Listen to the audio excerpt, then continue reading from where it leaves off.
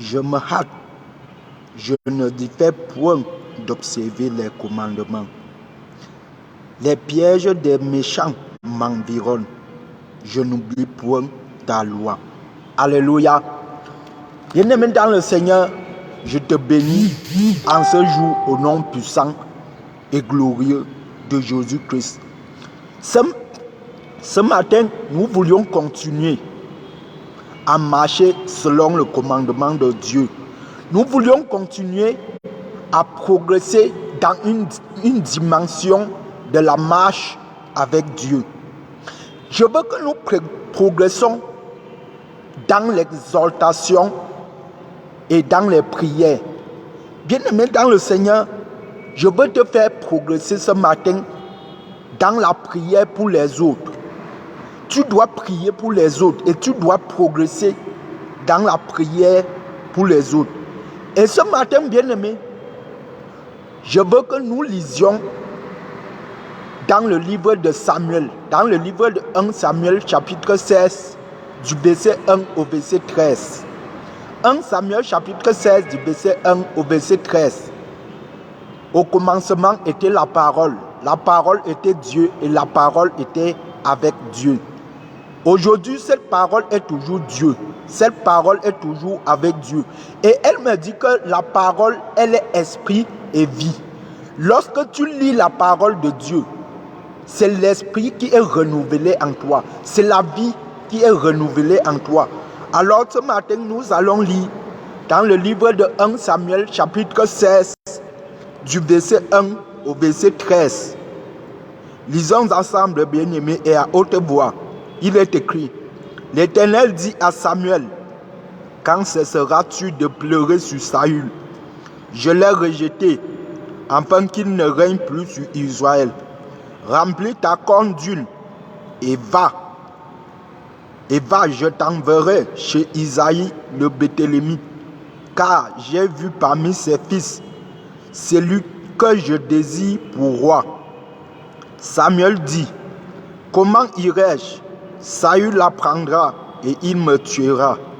Et l'Éternel dit: Tu amèneras avec toi une génisse et tu diras: Je viens pour offrir un sacrifice à l'Éternel.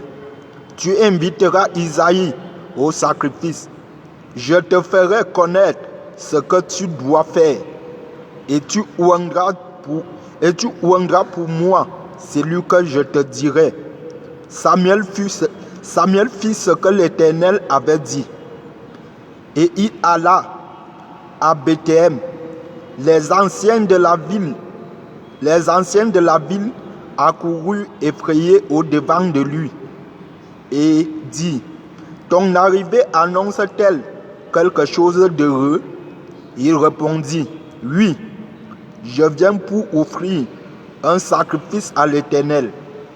Sanctifiez-vous et venez avec moi au sacrifice. Il fit aussi sanctifier Isaïe et ses fils, et il les invita au sacrifice. Lorsqu'ils entrèrent, il se dit en voyant Eliab: Certainement, loin de l'Éternel est ici devant lui. Et l'Éternel dit à Samuel: Ne prends point garde à son apparence et à la hauteur de sa taille, car je l'ai rejeté. L'Éternel ne considère pas ce que l'homme considère. L'homme regarde à ce qui frappe les yeux, mais l'Éternel regarde au cœur. Alléluia. Isaïe appela Eliab et Isaïe appela Abinadab et le fit passer devant Samuel. Et Samuel dit: L'Éternel n'a pas non plus choisi celui-ci. Isaïe fit passer Shama. Et Samuel dit: L'Éternel n'a pas non plus choisi celui-ci. Isaïe fit passer ses 7 fils devant Samuel. Et Samuel dit à Isaïe: L'Éternel n'a choisi aucun d'eux. Puis Samuel dit à Isaïe: Sont ceux-là tous tes fils? Et il répondit: Il reste encore le plus jeune, mais il fait perdre les brebis. Alors Samuel dit: Alors Samuel dit à Isaïe, envoie-le chercher, car nous ne nous placerons pas avant qu'il ne soit venu ici. Isaïe l'envoya chercher. Or, il était blanc, avec des beaux yeux et une belle figure. L'Éternel dit à Samuel, lève-toi, ouangle, car c'est lui. Samuel prit la corne d'huile et l'oignit au milieu de ses frères. L'esprit de l'Éternel saisit David. À partir de ce jour et dans la suite, Samuel se leva et s'en alla à Rama. Alléluia. Bien-aimé dans le Seigneur, ce matin, je prophétise dans ta vie, tu es ce David qui a été oint. Alléluia. Tu es ce David qui a été oint d'huile de Dieu.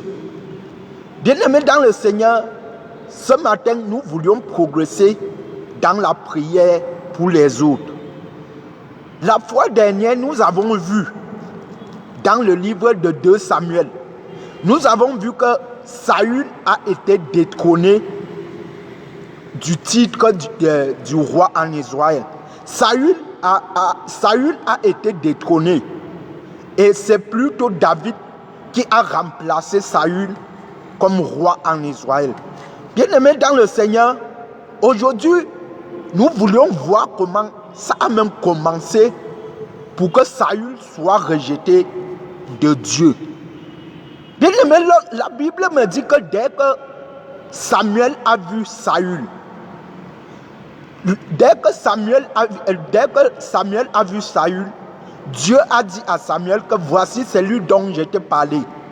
Désormais, c'est lui qui régnera sur mon peuple. Alléluia. Bien-aimé dans le Seigneur, Samuel va donc oindre Saül comme roi sur le peuple de Dieu, sous l'injonction de Dieu. C'est-à-dire, Samuel va donner le titre du roi à Saül sous l'injonction de Dieu. Mais même comme c'est Dieu qui a donné le titre du roi à Saül, Saül ne va pas durer au pouvoir. Alléluia. Dieu a donné le titre du roi à Saül, mais ça n'a pas empêché que Saül ne mette pas l'homme au pouvoir. Bien-aimés dans le Seigneur, je m'arrête pour dire à ceux-là qui disent, lorsque Dieu te donne, il ne reprend plus. Bien-aimés dans le Seigneur, Dieu a donné le titre du roi à Saül ici. Mais il a repris ce titre du roi pour donner à une autre personne.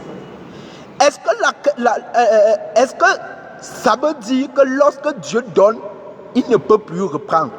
Si, ça peut être vrai. Lorsque tu ne veux pas que Dieu prenne ce qu'il t'a donné, qu'est-ce que tu fais pour que Dieu ne reprenne pas cette chose? Qu'est-ce que tu fais pour que Dieu ne reprenne pas ce qu'il t'a donné? La Bible dit que si tu ne marches pas dans le commandement de Dieu, selon les instructions de Dieu, il va te retirer ce qu'il t'a donné. La preuve est ici. Il a donné le titre du roi à Saül. Mais Saül a désobéi à sa parole. Il a retiré ce titre à Saül. Bien-aimé dans le Seigneur, lorsque Dieu te donne quelque chose, il est bon que tu travailles à son œuvre, que tu marches selon ses instructions pour conserver cette chose. Si tu veux conserver la bénédiction de Dieu, tu dois travailler, tu dois marcher comme il veut que tu marches. Bien-aimé dans le Seigneur, un exemple. On te recrute quelque part, dans une entreprise. On te recrute comme chef de cette entreprise. Si tu ne marches pas comme ton patron désire que tu marches, tu seras détrôné par ce patron. Tu seras remplacé. C'est la même chose avec Dieu. Lorsqu'il te place roi, si tu ne marches pas comme il veut, il va te détrôner de ce titre-là. Alléluia. Bien-aimé dans le Seigneur, Dieu va donc envoyer encore Samuel. Samuel qui a oint Saül roi. Dieu va encore envoyer Samuel pour détrôner Saül roi. Alléluia. Samuel qui a oint Saül roi, Dieu va encore l'envoyer le détrôner. Bien-aimé dans le Seigneur, lorsque Dieu va envoyer Samuel pour détrôner Saül roi, qu'est-ce que Samuel va dire? Samuel va dire à Dieu que mais s'il apprend que c'est moi, puisque c'est moi qui lui ai donné la couronne du roi, si c'est moi qui viens encore pour retirer cette couronne, mais il va me tuer. Une manière de dire à Dieu que choisis une autre personne. S'il apprend, il va me tuer. Bien-aimé dans le Seigneur, lorsque je réfléchis à la réponse de Samuel, j'ai compris que Samuel avait raison. Il avait raison dans deux volets. Le premier volet où Samuel avait raison, c'est quoi? Imagine-toi, bien-aimé, tu donnes une voiture à quelqu'un. Après un an, tu reviens récupérer cette voiture. Mais il va devenir ton ennemi. Ça sera ton ennemi. Ça, c'est le premier volet qui m'est venu en pensée. Oui, Saül, lorsqu'il va apprendre que Samuel est revenu reprendre sa chose, il va être l'ennemi de Samuel. Le deuxième volet, c'est quoi? Lorsque Dieu rejette, qui récupère? Si Dieu rejette quelqu'un, qui récupère cette personne? C'est le diable. Et lorsque le diable récupère, nous connaissons les pensées qui peuvent être en lui ne sont que les pensées d'assassin. Il n'a que les pensées de tuerie. Voilà pourquoi l'autre jour je vous ai dit que faites attention de celui-là qui est au pouvoir et qui n'est pas dirigé par Dieu. Parce que le jour que Dieu décide de détrôner cette personne, le jour que Dieu décide de retirer la couronne du roi sur la tête de cette personne, les pensées qui viennent dans sa tête ne sont que les pensées de tuerie. Alléluia. Bien-aimé dans le Seigneur, lorsque Samuel va dire à Dieu comme cela, que choisis une autre personne, il va me tuer. Dieu va donc donner une sagesse à Samuel. Il va dire, va, tu vas dire que tu viens pour offrir un sacrifice à l'Éternel. Et lorsque tu vas dire cela, tu vas inviter Isaïe le Béthélémite et ses fils au sacrifice. Et je te dirai ce que tu dois faire lorsque tu les inviteras au sacrifice. Bien-aimé dans le Seigneur, Samuel, lorsqu'il va comprendre cela, il va partir. Lorsque Samuel va partir, il va inviter Isaïe et ses fils au sacrifice. Dès lors qu'il va voir le premier fils d'Isaïe, il s'appelait Eliab. Dès qu'il va voir Eliab, il va se dire dans son cœur que sûrement, loin de l'Éternel est ici devant moi. Pourquoi il va dire cela? Parce que Eliab avait la corpulence de Saül. Eliab avait la taille de Saül. Bref, Eliab ressemblait à Saül. Mais l'Éternel va lui dire, je ne l'ai pas choisi, je le rejette. Je ne regarde pas l'apparence, je regarde le cœur. Alléluia. Bien-aimé dans le Seigneur, l'Éternel dit ici qu'il ne regarde pas le corps, mais il regarde le cœur. Bien-aimé dans le Seigneur, c'est ainsi que Isaïe va passer ses 7 fils. Mais l'Éternel ne va choisir aucun de ses fils parmi les 7 fils. C'est là où Samuel va poser la question à savoir. Ce qui m'intéresse d'abord ici, c'est que lorsque Samuel était dans la confusion, lorsqu'il a vu Eliab en croyant que c'était loin de l'Éternel, lorsque l'Éternel lui est parlé, heureusement, les oreilles de Samuel étaient tendues vers la parole de l'Éternel. Et directement, il a compris. Quand l'Éternel lui est parlé, il a compris. Et il a dit à Isaïe que non, ce n'est pas loin de l'Éternel ici. Isaïe va faire passer 7 de ses fils. L'Éternel ne va choisir aucun de ses fils-là. Samuel va demander à Isaïe, sont-ils tous tes enfants ici? Isaïe va répondre, il reste un. Mais celui-là, il fait perdre les brebis celui-là fait perdre les brebis. Samuel va dire à Isaïe d'envoyer chercher David. Qu'on ne va pas se mettre à table avant l'arrivée de David. Bien-aimé dans le Seigneur, ce qui m'intéresse ici, c'est le verset 12. Lisons le verset 12. Qu'est-ce que le verset 12 dit?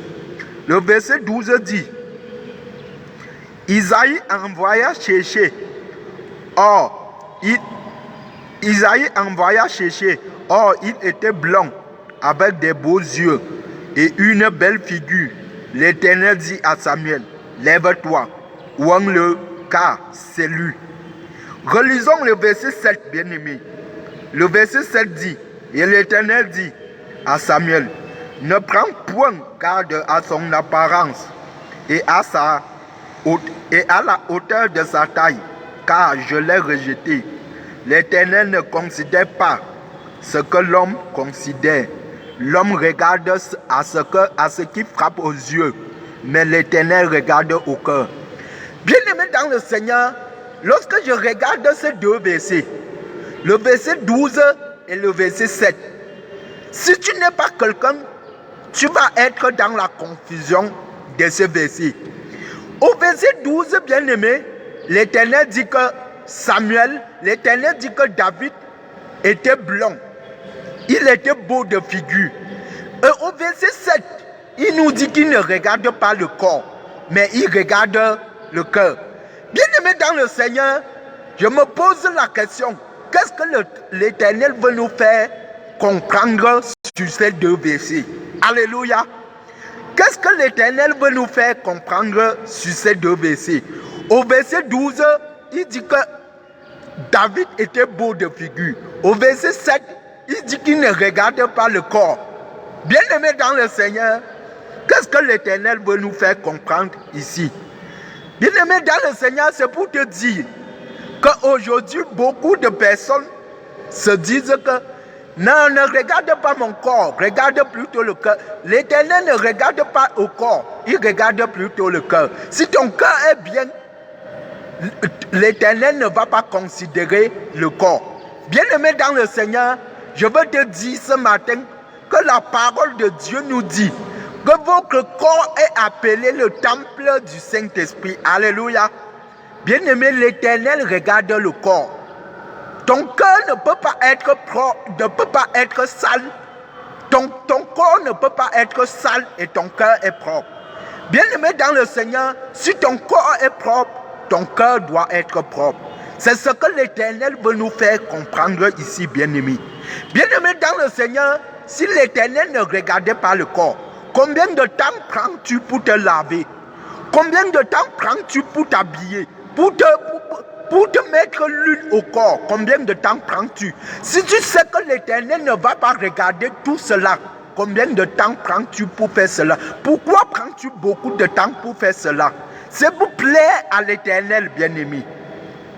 Bien-aimé dans le Seigneur, l'Éternel regarde notre corps avant de regarder le cœur. Avant de regarder le corps, l'Éternel regarde le cœur. Si ton cœur est pur, ton corps doit être pur. Alléluia. Bien-aimé dans le Seigneur, ton corps peut être propre, mais l'intérieur est sale. C'est pourquoi, si ton intérieur est propre, l'extérieur sera obligatoirement propre. Bien-aimé dans le Seigneur, ce que je voudrais que tu retiennes aujourd'hui, c'est que quoi?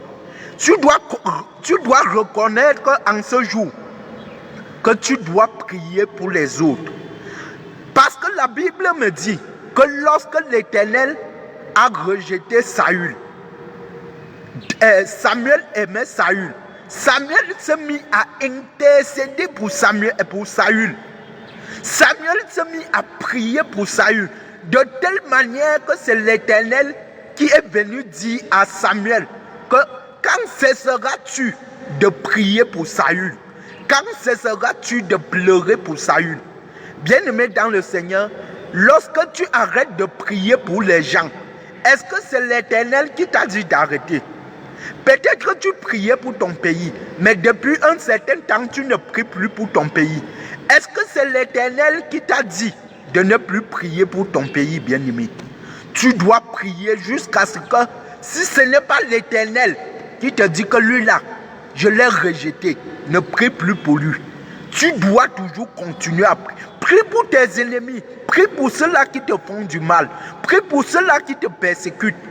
Bien-aimé dans le Seigneur, ta bénédiction dépendra de ce que tu bénis. Alléluia. Bien-aimé dans le Seigneur, tu dois retenir qu'il faut progresser dans la prière pour les autres. Et une autre chose que tu dois retenir dans ce passage de la Bible, c'est que tu dois retenir que Dieu peut susciter un roi, mais ce roi ne dure pas au pouvoir. Dieu peut te donner quelque chose, mais cette chose ne dure pas. Pourquoi? Parce que tu ne marches pas comme lui, il veut que tu marches. Voilà pourquoi lorsque Dieu te donne quelque chose, lorsque tu es convaincu que cela vient de Dieu, prends garde à ne pas désobéir à la parole de Dieu afin de conserver cette chose-là. Alléluia. Bien-aimé dans le Seigneur, tu dois aussi retenir que Dieu peut t'envoyer accomplir une mission. Mais au cours de la mission, tes oreilles doivent être tendues vers la parole de Dieu. Alléluia. Bien-aimé dans le Seigneur, Dieu ici a envoyé Samuel. Et je te rappelle que Samuel, c'était un prophète.